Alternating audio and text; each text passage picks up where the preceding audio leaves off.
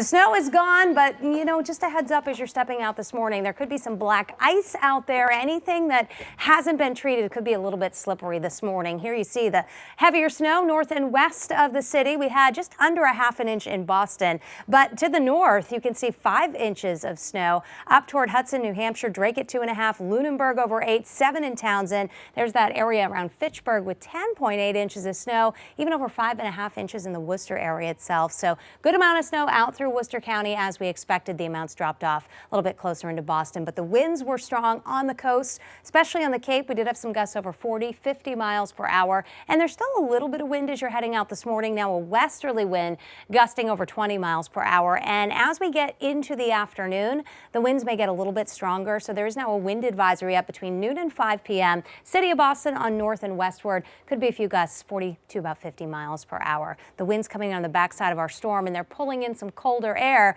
drier air too. So we're clearing things out. We're going to see a lot of sunshine today, but the temperatures are going to struggle. It is 29 right now in Worcester. That's why I say be mindful of the black ice. Near freezing in Lawrence and Plymouth, Boston 35, 36 down on the Cape. Doesn't feel like it though. You want to dress for feels like temperatures in the teens and 20s this morning, and that wind chill is going to hold pretty much in the 20s to around 30 degrees all day long. So we'll have the sunshine. It's going to look nice and bright out there, and the temperatures come up into the upper 30s, close to 40 degrees, but with that wind, it is going to feel colder throughout the day. We're back down into the teens and 20s tonight, so it will be a bit of a refreeze. Keep that in mind. And tomorrow we're going to be watching a system approach us with an increasing southwesterly wind. A little band of rain and snow showers come through overnight, and then it's back to sunshine for New Year's Day. But if you are going to be heading to out and about for any New Year's Eve plans, by about 8, 9 o'clock at night, southern New Hampshire, northern Worcester County, a little light snow breaks out, and as that approaches the coastline here closer to midnight, could mix with a few rain showers. So not a big impact. I think overall